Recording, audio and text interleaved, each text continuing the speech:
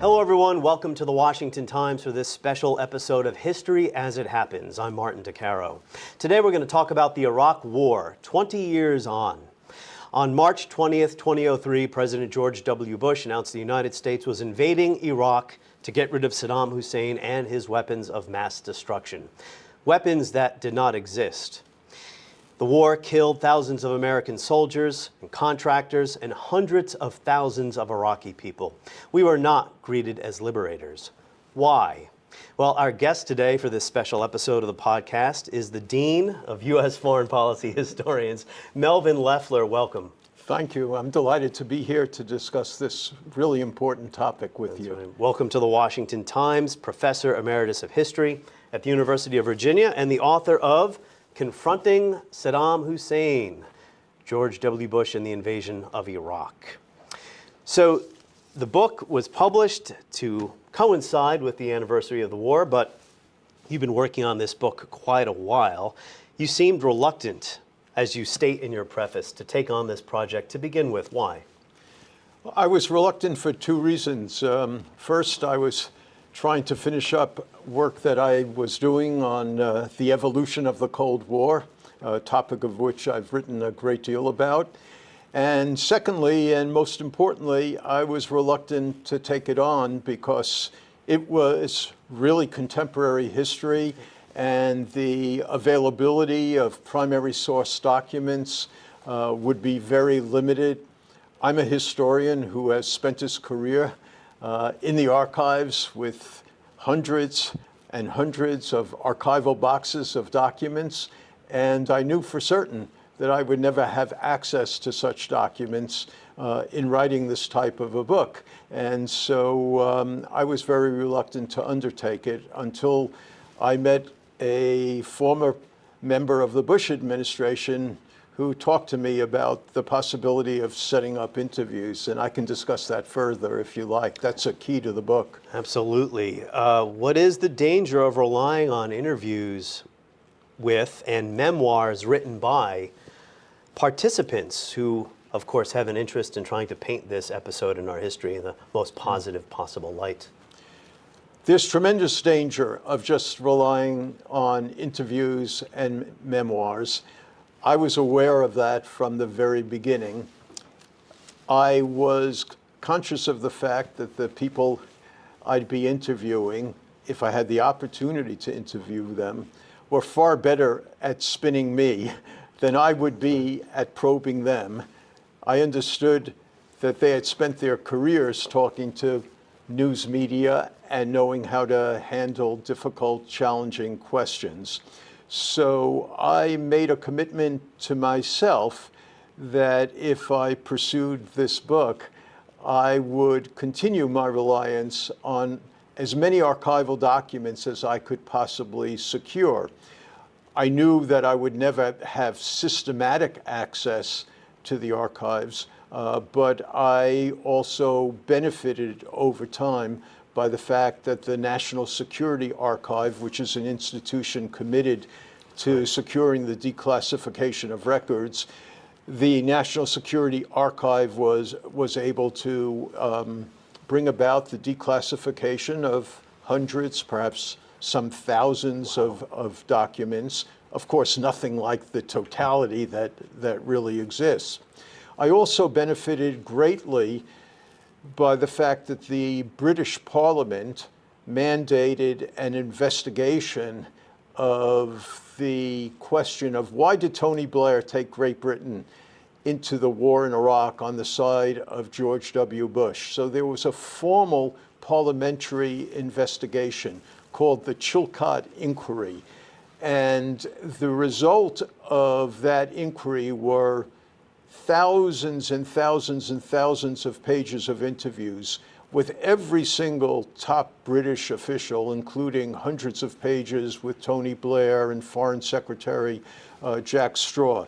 But also in the midst of those interviews, every time a government official like Tony Blair would say, I got a memorandum from Jack Straw on such and such a date that said such and such, the inquiry the investigating committee was able to secure the declassification of those documents. And over time, in 2014, 15, 2016, all those documents went up on a website. So there is a lot of information about when Jack Straw talked to, for example, Secretary of State Powell, or Blair's National Security Advisor, David Manning, would talk to Condi Rice, George W. Bush's National Security Advisor. You could find out a lot of information that way. A history of meetings and conversations and teleconferences, et cetera. The classification process takes decades. Sometimes documents are never declassified, depending on what we're talking about. Right. You think another 10, 20 years we might have the full documentary record or close to it when it comes to Iraq? No. No. Okay. I don't think so. I myself submitted many mandatory declassification requests in order to get notes of various meetings of the National Security Council principal advisors like Powell and Rumsfeld and Rice and the deputy National Security advisors. Almost all my MDR, mandatory declassification requests, were either denied in full or redacted, or I still not have gotten the results of them. In the future, I'm sure that the formal transcripts of the National Security Council meetings will be declassified over time, maybe 10, 15 years from now. You can write a sequel. but most importantly, in terms of understanding the decision-making process for Iraq, one really needs to get a comprehensive, systematic grasp of the intelligence records. It would be phenomenally useful if researchers could, for example, get the presidential daily briefs that were presented to President Bush every single day. Those were voluminous each day. Well, they occur every day. They vary in numbers of pages. During the weeks and months after 9/11, there was presented to the president every day something that was called the threat matrix, which enumerated the scores of threats that had been assessed just the previous day. And George W. Bush was presented with this document with his briefer and with the director of the Central Intelligence, George Tenet, and they would go over all the threats that came in on the previous day and try to assess the salience of these threats. If we could have a sense of what that was day by day, that would help us tremendously in terms of understanding the subsequent decisive actions that were taken or not taken. Your aim in this book was to explain why things happened the way they did. It was not to write an indictment of George W. Bush and his administration, nor to let him off the hook. And I praise you for that. When I picked up the book, Confronting Saddam Hussein, I wanted to learn two things definitively, to the extent possible. Because let's admit, emotions are still a little raw. 20 years is not a lot of time. Anniversaries have a way of focusing our memories back on unpleasant events. And we're still living with the consequences of this disastrous war today. So I had to clear my mind, approach this with an open mind, and I wanted to learn two things primarily, among other things. When and why. When was the decision to invade Iraq made, and why? For what reasons? And let's start with when, because it has become an article of faith for some people to say the decision was made pretty much right after 9/11. We're going to war in Iraq. You say definitively that was not the case. That's correct. In fact, a lot of people believe that the decision to invade Iraq and bring about regime change in Iraq was actually made even before 9/11. That is to say that the neocons in the administration, like Paul Wolfowitz, joined the administration with the intent to bring about regime change through an invasion of Iraq. Those notions exist in the literature, and a lot of regime change was there, but not going to war for it. Well, that's the issue. I mean, there was a rhetorical commitment, a legislative commitment to bring about regime change. A resolution passed by Congress under Bill Clinton that the administration itself endorsed to bring about regime change. That was a rhetorical commitment in essence, with some financial support behind it to assist exile groups inside the United States. But what I found in my research, because I systematically looked at this proposition, was that there was no agreement prior to 9/11 whatsoever to really do anything concrete to bring about regime change in Iraq. In fact, policymakers discussed what to do with regard to Saddam Hussein prior to 9/11, and they simply couldn't resolve what to do. The pros and cons of various tactical actions were very complicated, and they could not agree on it. So nothing whatsoever had been resolved prior to 9/11.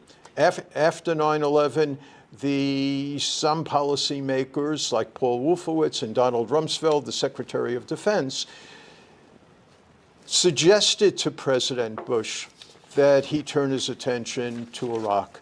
But I show in my book that initially President Bush rejected those notions. Yeah, it was just days after 9/11 where this happened.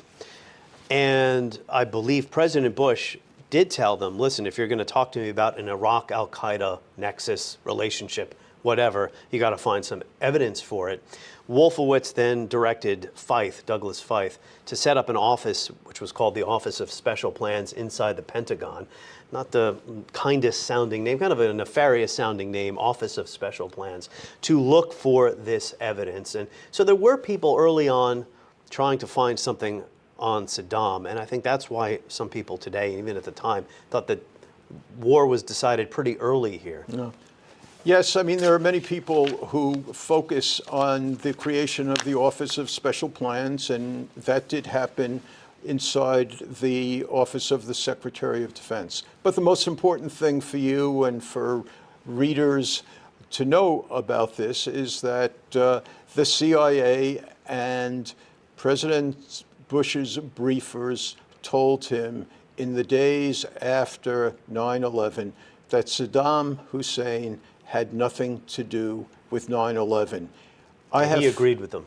And I have found no evidence to suggest that President Bush believed that Saddam Hussein had anything to do with 9/11. However, he was told, and it is a fact, that the Iraqi regime led by Saddam Hussein was gloating over 9/11, expressed satisfaction and gratification that 9/11 had happened. Saddam Hussein's newspapers in Baghdad published articles more or less praising the fact that 9/11 had occurred and that the United States deserved this.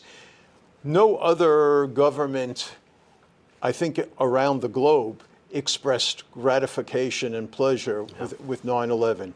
So top policymakers in the United States were immediately informed about Saddam Hussein's praise of the event. And this was one of the factors that drew policymakers' attention to Iraq in the aftermath of 9/11. Of course, there were other very important factors. Yeah, his history with weapons, right? I mean, he did use chemical weapons in the past, in the war with Iran in the 1980s. He attacked the Kurds in the north of the country. Well, most importantly, in order to understand why attention gravitated to Iraq, why the president's attention gravitated to Iraq in the weeks and months after 9/11, you need to understand the confluence of several critical events. First of all, one needs to understand that there was enormous apprehension in policymaking circles about the likelihood of a follow-on attack in the United States. There was a widespread belief that another attack was imminent, that another attack of significant dimensions, maybe even greater dimensions, would occur. So that's The evidence of an impending subsequent attack was omnipresent. Second, you need to understand that when American forces moved into Afghanistan, when American special forces moved into Afghanistan, and along with the Northern Alliance, displaced the government, the Taliban government in Kabul, and forced al-Qaeda terrorists to flee from their training camps.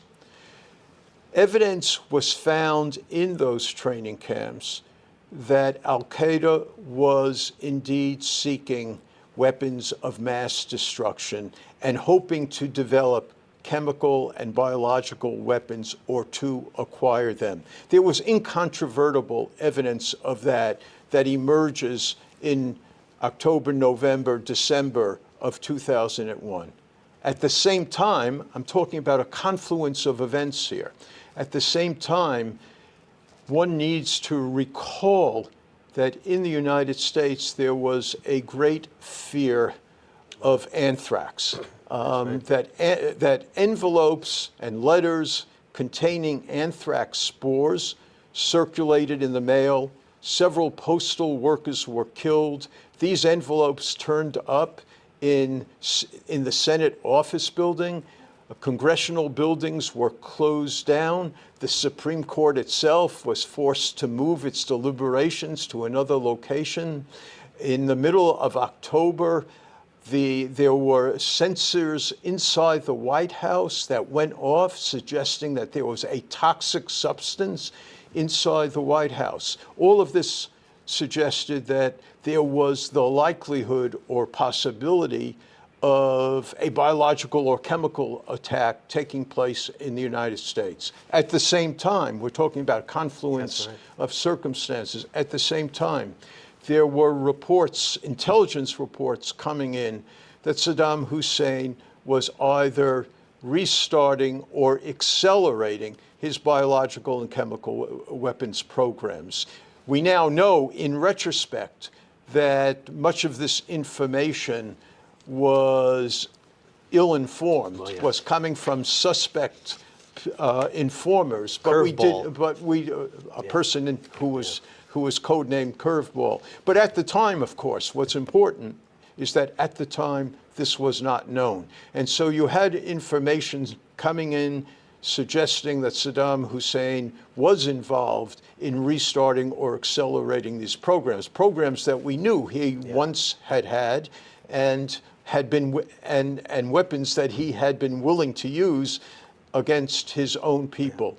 So it's this confluence of circumstances that led President Bush in late November, early December, to say that we need to prepare war plans for Iraq should it be necessary to take action.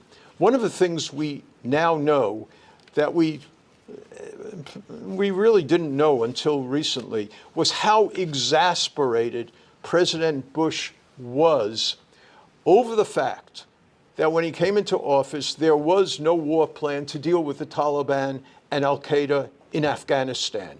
And in fact, after 9/11, when he was eager to take action in Afghanistan, he was extraordinarily exasperated by the fact that there were no plans to deal with the situation.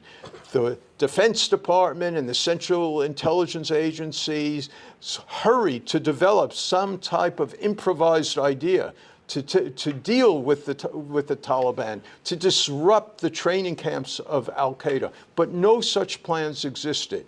What is clear now is that Bush wanted to have plans in place to deal with Iraq should he find it necessary to do so. But it did not mean, one of the things I emphasize in my book, is that it did not mean that he was committed to going to war. The attention on Iraq intensifies after the Taliban falls in Afghanistan. basically go, now what's next in our war on terror? So they've already declared a war on terror. They're creating a set of circumstances of their own. They're putting the country on war footing. But the final decision is what, January, February of 2003, shortly before the invasion actually begins, is when George Bush says, go, right? That is pretty much true. Nobody can really tell you when the final decision was made. This was a process that played out. It's a long process.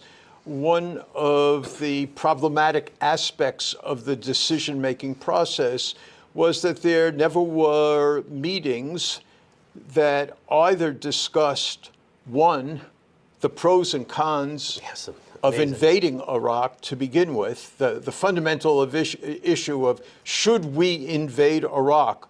Are the prospective benefits outweighing the prospective liabilities? Such a meeting in which these issues should have been discussed were never systematically discussed, nor was there a formal meeting of any sort in which there was resolution about now we're going to war in Iraq. Such a meeting took place in late February between Bush and his top military people, in which he asked them, you know, are our war plans, this is in late February when a lot of our American combat troops had already been deployed and vessels deployed, and he does... Which makes it look like war is inevitable. Right, it makes it look like war is inevitable. And perhaps it was by late February 2003 for a lot of other reasons as well. At that time, President Bush did convene his top military people and say, are we ready? Are you ready? And they say, yes, of course we're ready. No one questioned the fundamentals as if, you know, whether the United States had a right to preemptively invade another country. Whether they lied about the intelligence or not, your argument is that they did not lie. We'll get to that in a moment. We'll return to some of the public statements that were made. So I think we've tackled when, but the why here is also very important. For what reasons? And you downplay the role of ideology or missionary zeal, I think is the term you use in your book, right. When they were, and you just touched on this a little bit about some of the decision-making process here. The reasons why. You say fear, excessive confidence in American power, and hubris. Not spreading democracy, not ideology, not some other factors. Well, I discuss the basic motives for going war. Motives are different than goals. Okay. The overriding motive for going to war was fear about a prospective attack, again, in the United States, fear about American national security, short-term and long-term. There were two aspects to this fear. There was the short-term aspect, in which President Bush clearly was worried that Saddam's alleged weapons of mass destruction, his chemical or biological weapons, might find their way into the hands of terrorists, perhaps al-Qaeda terrorists or other terrorists. He was certainly very concerned about that prospect. He was also concerned, as were many of his leading advisors, about the intermediate and long-term problem that if sanctions failed, if the existing regime of sanctions and containment failed, and if Saddam Hussein restarted or accelerated his programs of weapons of mass destruction, which he had been very much committed to in the 1980s and 1990s, if he did these things, in the intermediate term, he would develop weapons of mass destruction, and with those weapons, he would be able to, in the words of American policymakers, blackmail the United States. In other words, the very presence of weapons of mass destruction, chemical or biological, or after 5 or 10 years, nuclear weapons, the very presence of those weapons would force the United States to self-deter. in a crisis in the Middle East. And American policymakers did not want to face the prospect that they would be paralyzed in the long run by the presence of weapons of mass destruction in the hands of a dictator like Saddam Hussein. So there's this short-term fear of of a prospective attack inside the United States, and an intermediate-term fear that American power will be circumscribed or constrained in the intermediate and long term.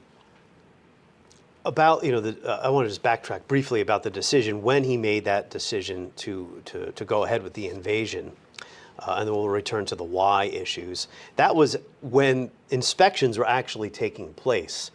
They weren't to the entire satisfaction of the Western world, but there were still inspections going on. What I meant to say, Saddam wasn't entirely cooperating, but nothing was coming up. They weren't finding any actual weapons, and that was used as evidence that he actually was hiding something, rather than give us some pause. Maybe we should wait a little bit longer. So when you say that, the president didn't rush to war, he is accused of rushing in those final weeks instead of allowing the full inspection regime to play out, as if, Saddam is about to prove us wrong. He actually doesn't have these weapons. Your response to that?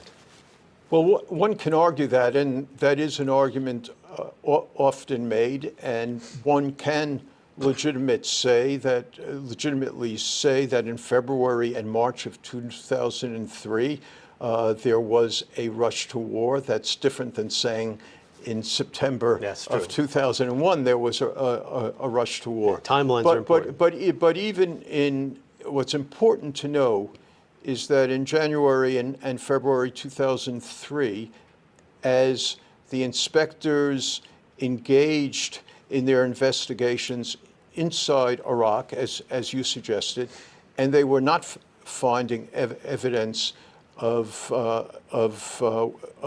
the weapons. Nonetheless, the chief of the inspectors, Hans Blix, reported again and again that he did not think that Saddam Hussein had made what Hans Blix considered, quote unquote, a strategic decision to really cooperate and collaborate. It is true, as you are suggesting, and has often been written, that Hans Blix became exasperated with American impatience. That is true. At the crucial moment. Hans Blix became very impatient and angry with the United States for eventually going to war in March of 2003. But what is also true and very often stated was that Hans Blix believed that the only way to get Saddam Hussein to cooperate was through the use of military intimidation.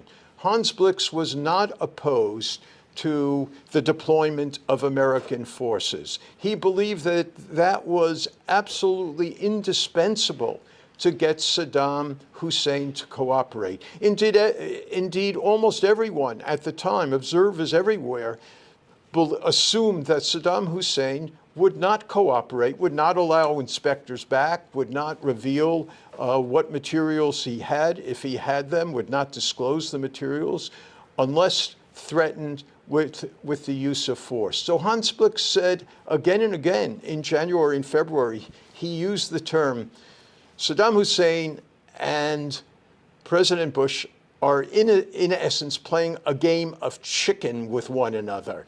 And it's uncertain how long this game can continue. And it's clear that President Bush and his top advisors felt that Saddam Hussein was toying with them, that he was defying them, that despite the fact that things weren't being found, he wasn't cooperating with the UN inspectors, even to their own satisfaction. And key members of the Bush team, including the president himself, felt they still had to go through this process. I mean, not all of them were on board with process, but they still felt... No, I mean, that's one of my key themes in my book, of course, is that President Bush is the key decision maker. Not Cheney, not Rumsfeld, not the neocons like Wolfowitz. And President Bush did want this process to go on. President Bush was committed to these notions of coercive diplomacy. I want to ask you about coercive diplomacy and what that is, because that's the tact they chose to take after the initial days that we've been discussing here, when they decided to focus on Iraq. And we've been discussing for what reasons. It wasn't missionary zeal, it wasn't ideology, it was realism and fear of another attack. Right? I should say, by the way, as we discuss this, since often the discussions about what happened after 9/11 focus exclusively on Iraq, one should keep in mind that policymakers in the administration were not just interested in Iraq. Policymakers were interested in the existence of terrorists in many places around the globe. They were very focused on Indonesia. They were focused on the Philippines. They were preoccupied, extremely preoccupied, that Pakistani weapons not find their way into the hands of terrorists. So one should keep in mind that Iraq was not the exclusive focus of policymakers. They were focused, the global war on terror was happening in many, many places. Now, they did decide in January and February of 2002 to embark upon this course of coercive diplomacy with regard to Iraq. That's true. And the idea...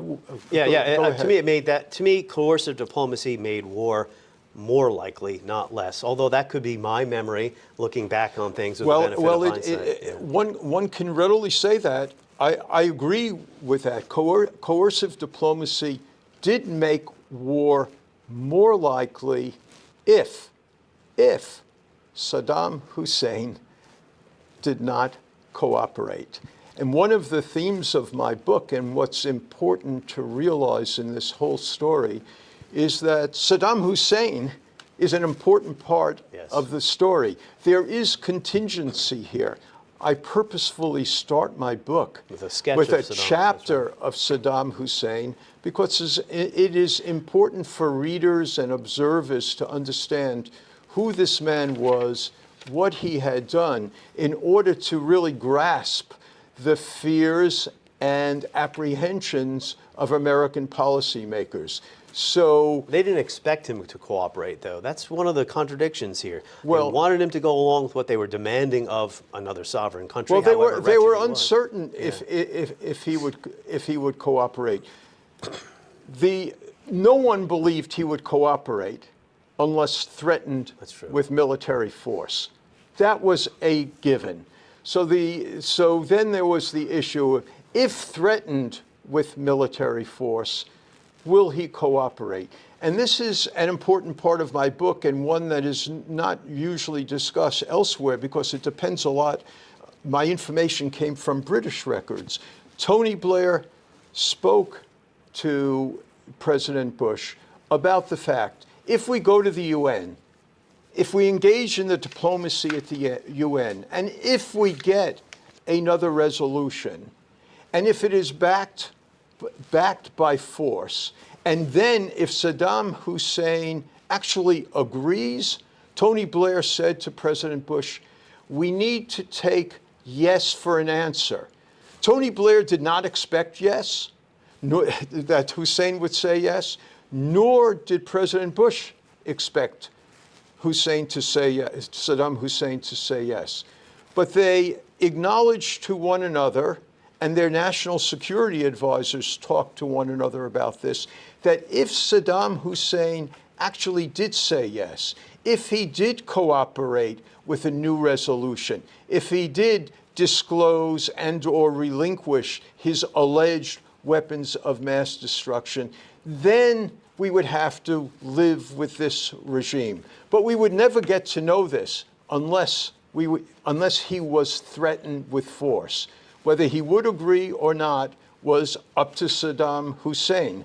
And so he could have agreed. He could have been more forthcoming at an earlier moment. Hans Blix wanted him to be more forthcoming. But ultimately, he couldn't give up what he didn't have.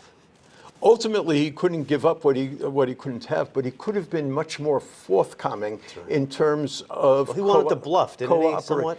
Well, yes. I mean, and that's one of the interesting aspects of this whole episode is that Saddam Hussein ultimately did not have, at this moment in time, the weapons of mass destruction.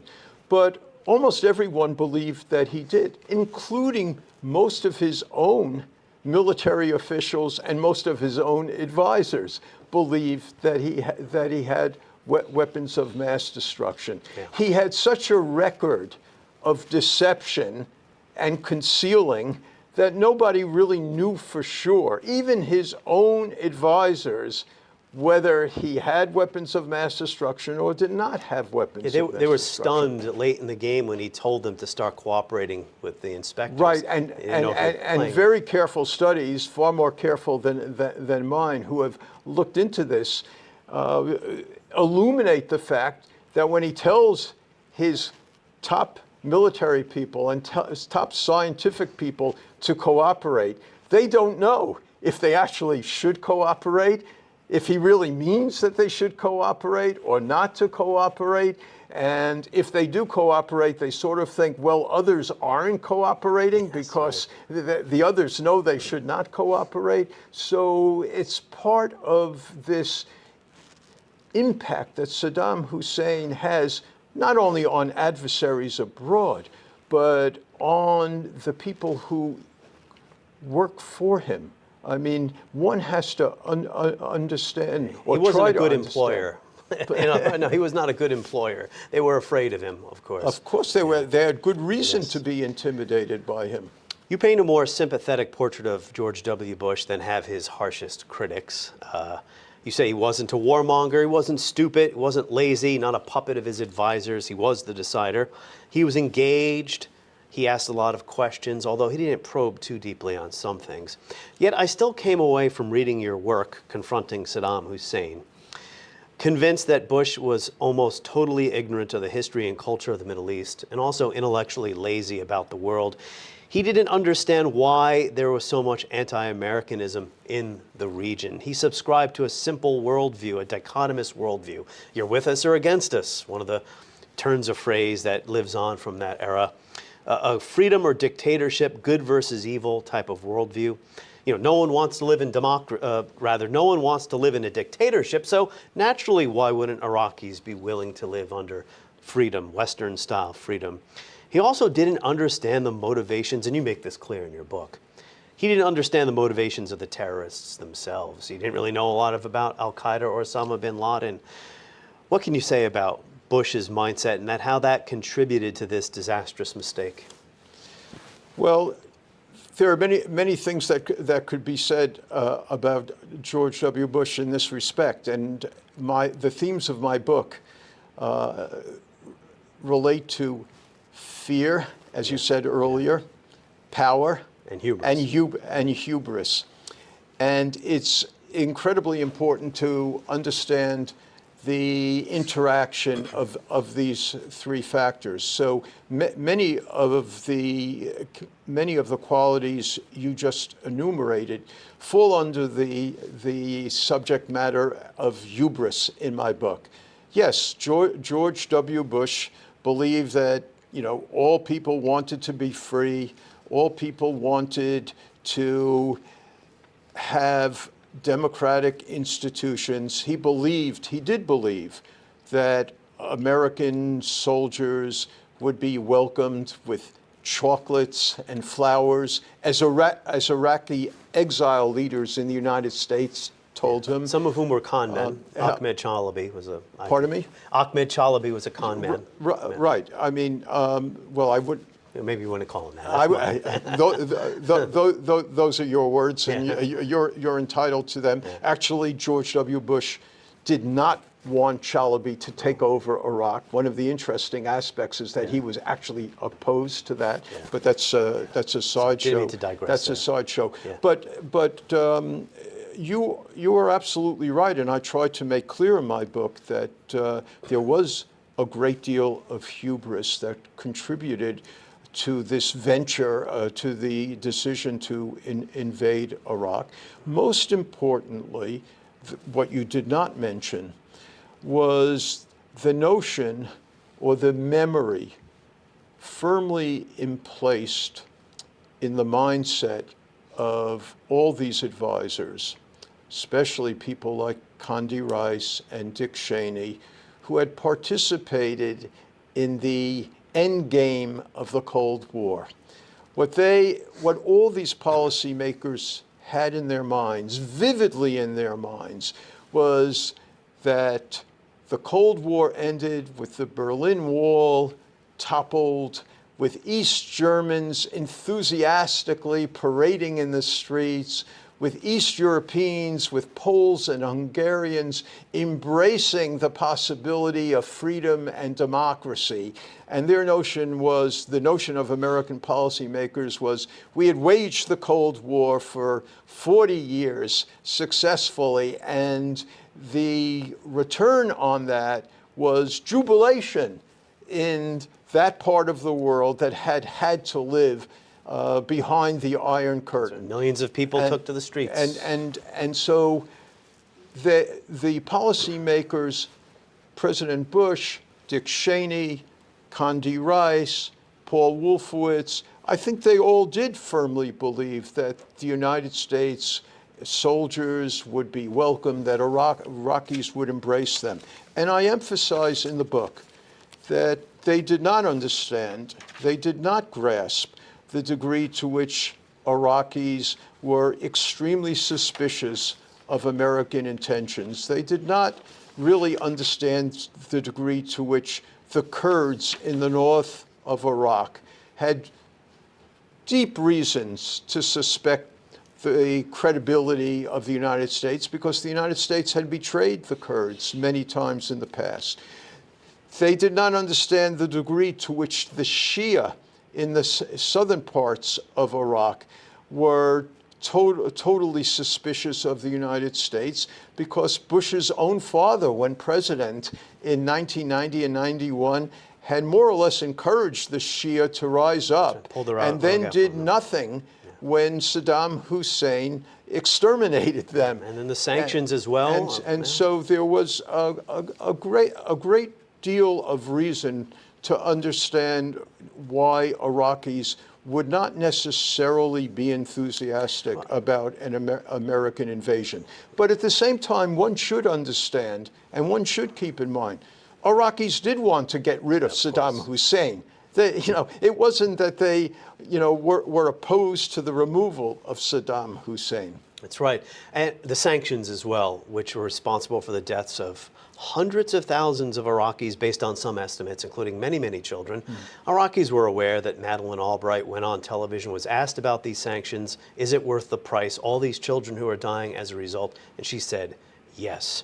March 16th, 2003, Dick Cheney is on Meet the Press with Tim Russert. The read we get on the people of Iraq is there's no question that they want to get rid of Saddam Hussein. Well, that was true. And they will welcome us as liberators. He said that we'll be welcomed as liberators several times in that interview. One of the immortal, or I should say, that'll live on forever. That quote. One should not immediately think that the disorder and anarchy inside Iraq reflected anti-Americanism. What happened inside Iraq in March and April and May and June of 2003, the events that I cover very carefully, were reflections of the inability of the United States to really establish order inside Iraq. No. And the initial disorder inside Iraq was not anti-Americanism.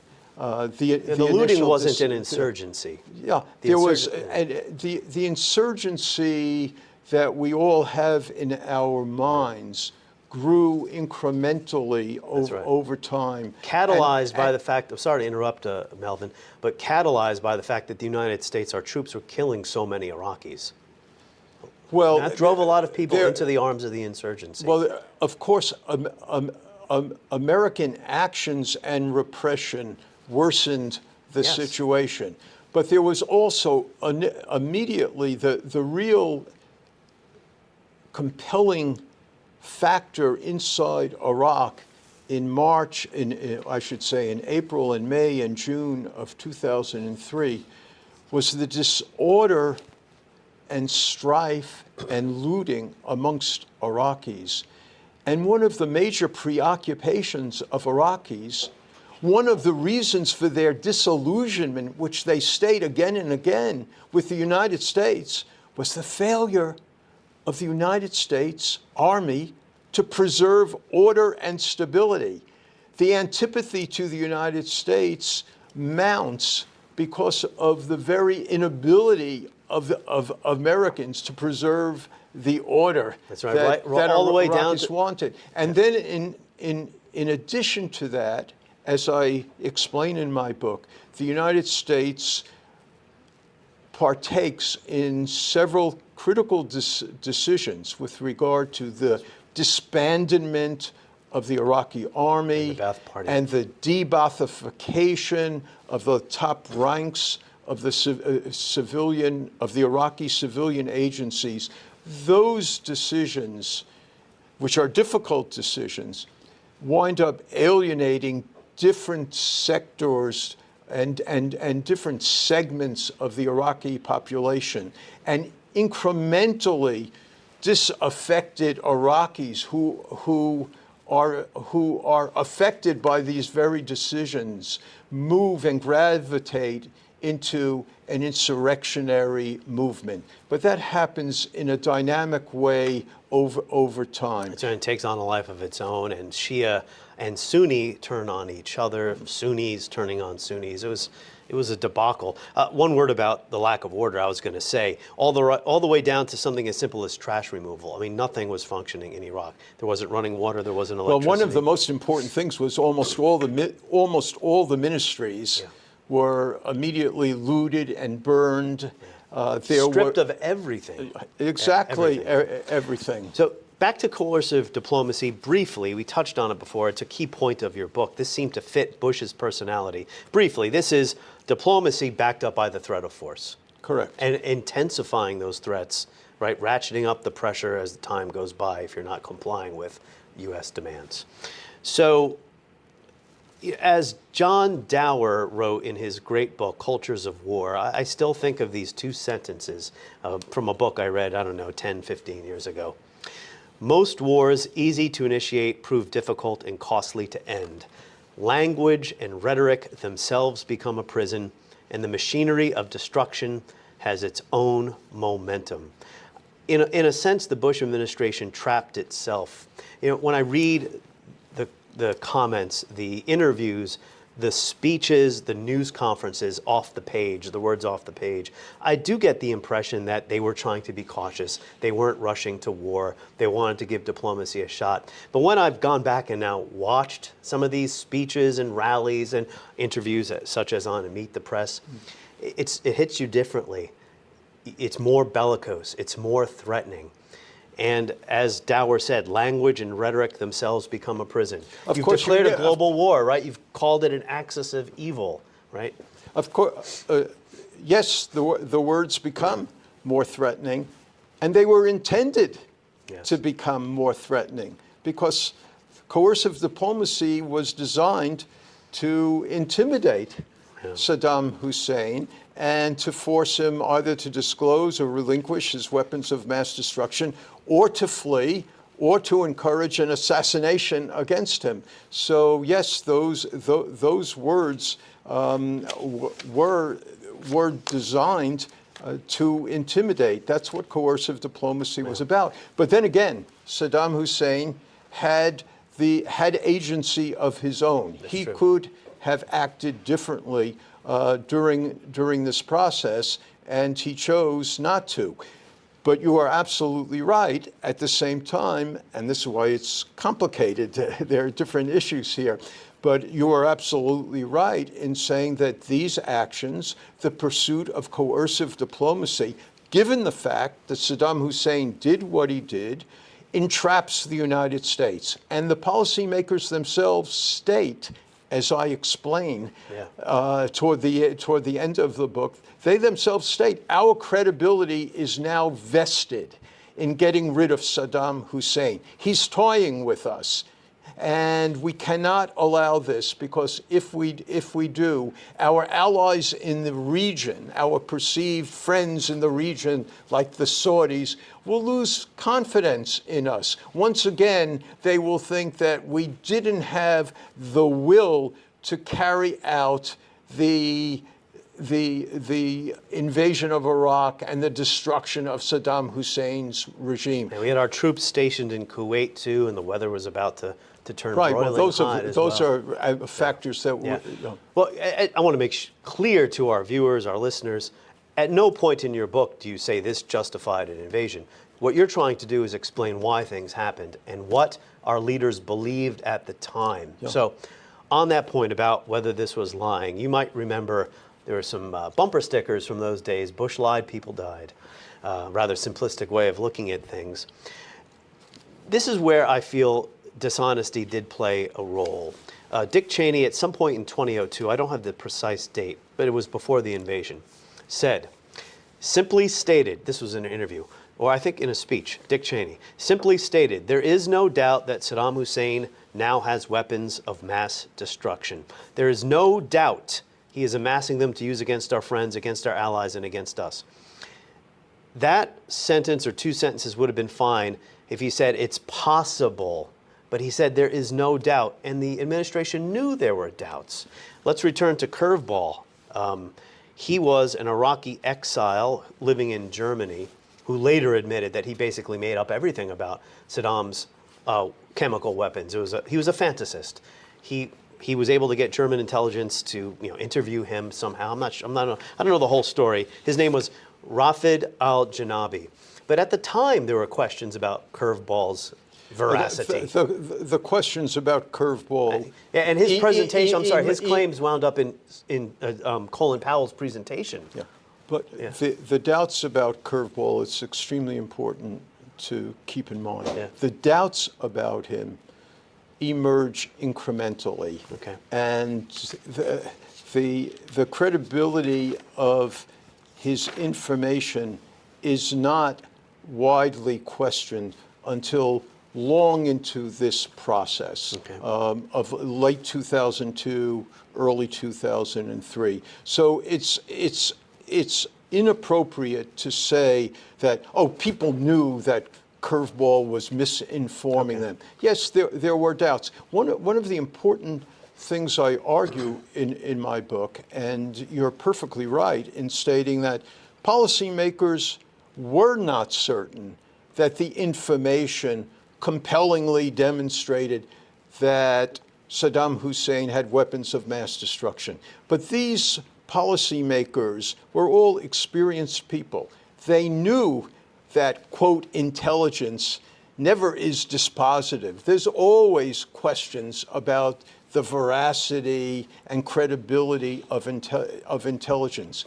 But what they did know, and what they said again and again, we know that Saddam Hussein developed weapons of mass destruction, that he had used weapons of mass destruction against Iran and against his own people, that he had lied about the weapons of mass destruction, and that he had concealed them.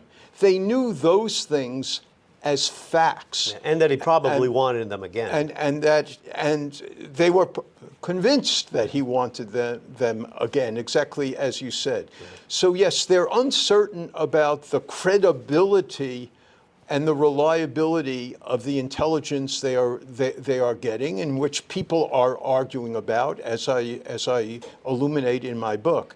But what they know in their minds, which was wrong, what they know in their minds is that this guy once had it, used it, and is capable of doing things of that sort again. So one of the themes of my book, or one of the extrapolations that's really important, is that policymakers need to re-examine fundamental assumptions.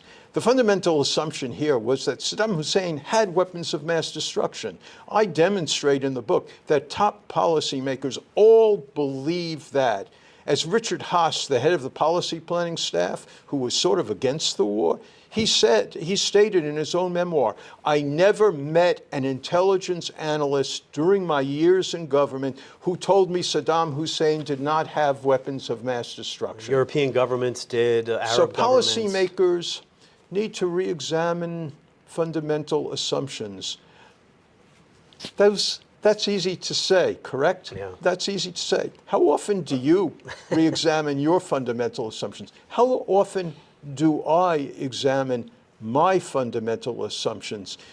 We don't, because we sort of think our fundamental assumptions are fundamental, and therefore we don't need to re-examine them. And you have a responsibility to protect the country in a climate after 9/11. So it's easy to say that. It's easy to say re-examine fundamental assumptions, but it's really hard to do. And yet that's one of the takeaways of my book. Policymakers need to re-examine fundamental assumptions because their fundamental assumption in this case was wrong. Basing a war, there's no greater responsibility or larger decision any government can make than sending our citizens off to fight a war. One more point about intelligence, and then we'll wrap up with some more general thoughts about American foreign policy, which you have been writing about for many decades. I introduced you as the dean of U.S. foreign policy. I read Spectre of Communism in college. I was assigned that book in the mid-1990s. So, and it's still relevant, and it still sells. The Saddam-Al-Qaeda connection. Dick Cheney said in multiple television interviews that Mohammed Atta, who was one of the hijackers, met an Iraqi intelligence agents in Prague. He said that this was confirmed with an interview with Tim Russert. It wasn't confirmed. A month later, the FBI ascertained that Atta was in Florida at the time. Cheney went back on TV later the year and repeated this again. You've said that Cheney was not the decider here, but he was still an influential voice. He gave a speech to the veterans of foreign wars, a major speech that he basically freelanced. Mm-hmm. He wasn't supposed to give that speech, where he essentially declares war on Saddam Hussein, even though he doesn't have the power to do that. Yeah. Well, actually, President Bush indirectly reprimands Dick Cheney for giving that speech, and one should not assume, as I show in my book, that Dick Cheney is a key decision maker. And this relationship between Al-Qaeda and Saddam Hussein is a relationship that is constantly being examined by the intelligence agencies and by top policymakers. And they often come to the conclusion that there is no collaborative relationship between Saddam Hussein and Al-Qaeda. But they also suggest that there's possibilities that Saddam Hussein's regime, his intelligence service, might be involved in various types of training exercises or providing weapons. There's ambiguity and uncertainty.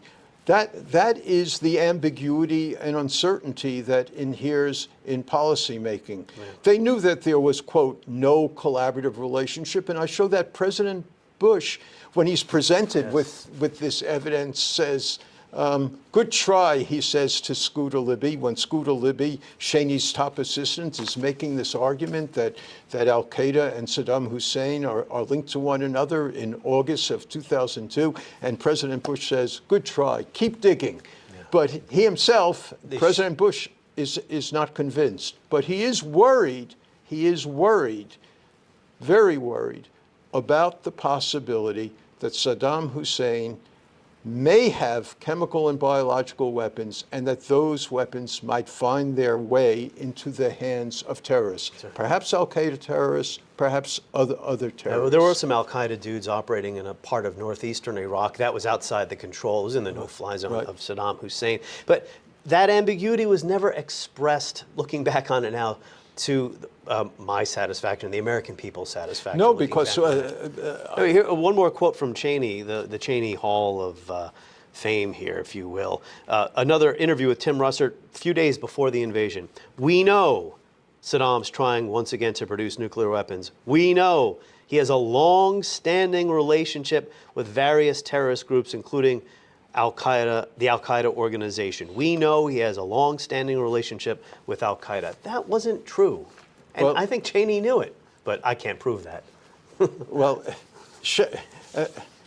policymakers here, if you're talking 2 days before the war, Yeah. they're mobilizing Yeah. American opinion for the war. It doesn't explain, those quotations don't explain why the decisions were made. We're just a few days out. There's a difference between what is influencing policymakers and what they are saying to the public in order to mobilize support behind a particular policy, as is always the case. How has U.S. foreign policy changed since 2003 as a result of this? Are you talking about compared to today? Well, Yeah, just over the last 20 years, do you see any major changes in U.S. foreign policy?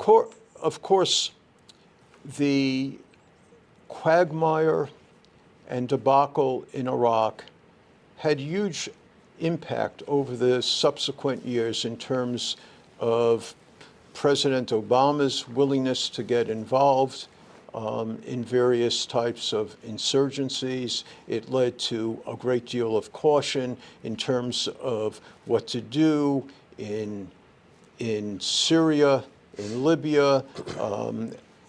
It affected what the United States would do in Afghanistan, and certainly what it did subsequently in Iraq. So the debacle and the quagmire in Iraq, the insurrectionary activity, had a huge impact on America's willingness to use its power in subsequent situation, which many people would say was a good lesson. I mean, a good lesson of the war was to grasp the limits of your power. And that is an important lesson. The United States didn't have the power to build democracy in Iraq or in Syria, although there are elements of democratic institutions, important ones in Iraq today, partly as a result of what the United States did. That doesn't justify what happened. But so they may have gotten there on their own at some grasping point. the limits of your power is an important lesson. But it's easy to say that. What does it mean to grasp the limits of your power? It's important to know you can't do everything you want to do, but it doesn't really explain when you should use your power. Well, when you listen to President Biden's remarks about Ukraine, it doesn't sound like the establishment, the foreign policy establishment, both major parties, question the fundamentals about American hegemony.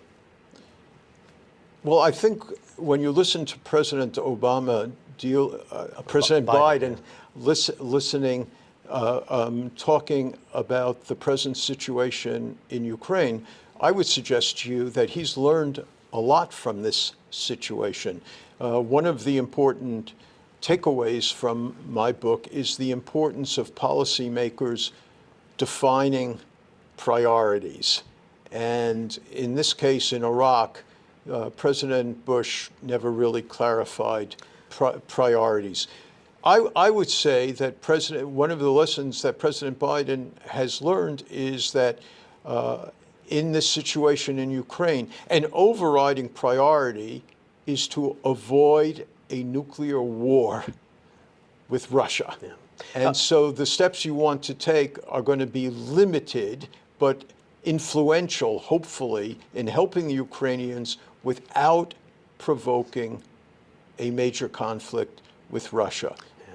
Your point about Bush in 2003, yet they never resolved the contradictions in his priorities. Do we want regime change? Do we want disarmament? Can we bring about regime change without going to war? There was some inconsistency there, which I think led to the expectation among many people that this was just all about a pretext for war. Your book does challenge that notion. To what extent was the global war on terror, if I can call it in the past tense, to what extent is the global war on terror a continuation of U.S. foreign policy post-1945? Yeah.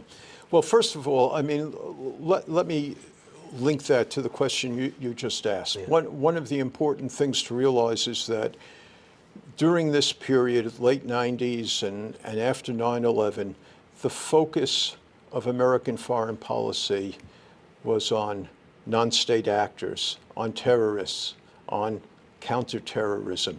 That for roughly a decade or 15 years became the major preoccupation. Why was that the case? That was the case because the United States had, in effect, achieved hegemony after the end of the Cold War. There was no great power competition. So the preoccupation, for good reasons, legitimate reasons, was with terrorism and counterterrorism and non-state actors. What's changed in the world mightily over the last 10 or 15 years is that we have a resurgence of traditional geopolitics. We have the resurgence of geopolitical rivalries among great powers. One of the consequences of this preoccupation with Iraq and with counterterrorism is that it did divert attention from the rise of China and from the revanchism of Russia during these years. But geopolitics today is hugely different than geopolitics during this era. But there still are continuities. I mean, in the specter of communism, you write about, it's been a while since I read the book, but. You should read it again. Yeah, Everybody should read it. You wrote about how the U.S. knew it had a major advantage over the USSR in many areas post-1945, but we still, I don't want to say inflated the threat. Well, I will say inflated the threat. You can watch Harry Truman or listen to Harry Truman's 1947 speech about communist domination of the world. This is the speech where the Truman Doctrine is enunciated, and he talks about needing aid for Greece and Turkey. You could also read Truman's speech as an admission that he knew that socialism was going to be something that people in the so-called developing or third world, it would appeal to people in the third world, and that the U.S. had something to do about it. So inflating the threat of communism, looking back on it again with the benefit of hindsight, but even at the time there were people post 9/11 who said we're inflating the threat to our country of Islamic terrorism, and that preemptive invasions is not the right way to go about doing this. That wasn't so much a question as a word salad, but take that on if you don't mind. Well, there was tremendous fear of another attack after 9/11, and in my view, it was a well-founded fear of another terrorist attack. Whether that fear needed to gravitate into a war against Iraq is a different question. Yeah. And I think in retrospect, if you assess the prospective benefits against the prospective costs or liabilities, you would decide not to go to war in Iraq. But the fact that people were preoccupied with fear was a legitimate apprehension at the time. Now, in terms of the continuities of American foreign policy, one of the things I wrote long ago, long before I wrote this book, was that in fact Bush's national security strategy reflected basic continuities in American foreign policy. The idea of establishing military supremacy was not a new idea. I mean, ever since the beginnings of the Cold War, the United States sought to have military supremacy, except for a very brief time when it was pursuing détente. But basically, the desire of military superiority was not new was not a new idea in the history of American foreign policy, especially since World War II. Nor was the idea, for example, of having an open international order based on free markets and the movement of capital. These were, in many ways, traditional American foreign policies. Even the idea of preemption, I've argued that people say, oh, this was something really, really new for George W. Bush. But preemption was not a new policy for the United States foreign policy. I mean, when you think about it, when President John Kennedy imposed a blockade on Cuba and was, during the Cuban act of Missile war, Crisis, that's an act of war. The United States was taking preemptive action at that period of time. So, and President Clinton sort of announced in the 1990s that he would be willing to take preemptive action against terrorists. So there is a lot of continuity here in the history of American foreign policy. One last point I'll make, and we'll wrap up. And I'll add that I may be the only interviewer in Washington who reads to his guests, but the listeners of my podcast, History as It Happens, know that I often pick up books written by historians and I share some ideas. As not a historian myself, so I must cite the work of others. John W. Dower, in his book, The Violent American, a Century, writes, when the administration of George Bush responded to September 11 by declaring a global war on terror and launching the disastrous invasions of Afghanistan and Iraq, it was not really deviating from the thrust of existing policy, as so many have argued. The excessive response to the atrocity carried out by al-Qaeda's 19 terrorists, inaugurated in the case of the 2003 invasion of Iraq by massive bombardment intended to shock and awe the foe, essentially, writes Dower, involved unleashing a warfighting machine already primed and experienced in overseas interventions, including intensive bombing, covert operations, and practices on the dark side, referring to torture. So let's play Stump the Historian, and I'll tell you why I'm reading this quote after I do so. See if you can say which president said this. It's easy to say that we really have no interests in who lives in this or that valley in Bosnia, or who owns a strip of brushland in the Horn of Africa, or some piece of parched earth by the Jordan River. But the true measure of our interest lies not in how small or distant these places are, or in whether we have trouble pronouncing their names. The question we must ask is, what are the consequences to our security of letting conflicts fester and spread? We should not be involved everywhere, but where our values and our interests are at stake and where we can make a difference, we must be prepared to do so. I don't know who said that. I could imagine George H.W. Bush Could be any American president, saying something like that. That was Clinton in 1999. Yeah. Oh, okay. At the end of a decade that has often been criticized as a decade of American foreign policy drift, this was Clinton trying to explain, where the United States should get involved in the world now that the Soviet Union is gone. I should tell you, George H.W. Bush, at the end of his administration, gave a couple of speeches in which he said almost precisely the same thing. Because the Soviet Union is gone, right? What that quotation suggests is something that I firmly believe, and there is turmoil everywhere in the world, and there always will be. But it's vital for American decision makers and for the American people to assess and determine what constitutes a so-called existential threat.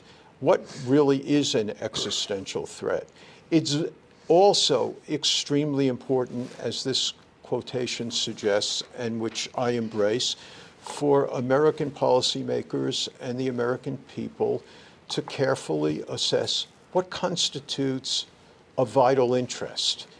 Where are our vital interests? Do we have, like today, do we have a vital interest in Taiwan? Yes or no? I believe very thoughtful people can argue that in both ways. But it has no easy answer. But it is imperative, as Clinton's quotation suggests, to think hard and long. What constitutes a vital interest? What constitutes an existential threat? Once you decide if something is a vital interest or is not, then you can begin to grapple with what are the appropriate tactics. I don't think we've done that effectively, though, and that's kind of why I brought up the Clinton quote. I thought the early 90s, looking back on it now, was an opportunity to really reassess what the U.S. role should be, what the role of U.S. power should be in the world with the Soviet Union now gone. Mm-hmm. And I don't think we did. We basically hit the gas pedal, trumpeted the triumph, and went full speed ahead. Clinton was trying to explain why we would get involved in tiny little places all over the world. The issue is, what constitutes a reassessment, and That's a tough one. what is it that is desirable to achieve? So many people living in the 1990s, like President Clinton himself, believed that this was a decade in which democracy was spreading around the globe, and it was spreading. That this was a decade in which prosperity was growing around the globe, and it was happening. That this was a decade in which impoverished people in many critical countries like China and India were climbing out of fundamental impoverishment. So there were many reasons to think in the 1990s that the world that the United States was trying to nurture was indeed a world that not only benefited the United States, but was also benefiting other countries. And I think one has to understand that context. And President Clinton actually believed, as did George W. Bush's father, George H.W. Bush, that the problem after the Cold War was that American people were losing interest in the world, that there was a growing isolationism, that there was not enough concern with the idea of continuing the effort to promote democracy and prosperity. Now, whether that required the United States to build up its military infrastructure as it did, and whether it required the United States to get involved in controversies in different parts of the world, these were difficult questions to decide. What constitutes a transformative moment is the fact that you have 9/11. And 9/11 represents a transformative event in the sense of making Americans, not only policymakers, but most Americans, feel extraordinarily vulnerable. And because Americans feel extraordinarily vulnerable, they are inclined to support initiatives that they might otherwise not support. Because we haven't been doing enough. We haven't been paying attention, right. And look what happened. And the important thing is always to decide, well, what constitutes a vital interest that we now need to do? What is a real threat? You know, to what extent do the threats that now exist after 9/11 justify A, B, C, or D? The threats that existed after 9/11 were real threats. Doesn't mean that the United States needed, one, to have a global war on terror. It doesn't necessarily mean that the United States should have invaded Iraq, but the facts, but the fears were real. And what I try to do in my book is both to illuminate why policymakers felt fearful, and then to examine whether they took appropriate actions in relationship to the fears that existed. And so my book is both very empathetic, but also, as you know, extremely critical. But it raises the basic question of, when there is fear, when there is threat perception, what sorts of actions are appropriate, and how to calibrate them in ways that maximize benefits and minimize costs. And I'm very critical of the Bush administration for not systematically examining costs and consequences of a prospective invasion of Iraq. Yeah, really remarkable how little thought went into that part of it. As you say in your book, we must get this story right if we're going to avoid these mistakes again. The book is Confronting Saddam Hussein, George W. Bush, and the Invasion of Iraq. Melvin Leffler, thank you for being here. Thank you. It was my pleasure. Yeah, I think I plumbed the depths of your mind adequately here, and you're always welcome back on the podcast. Thanks so much. And thank you to everyone who's been listening. This is Martin Di Caro at History as It Happens.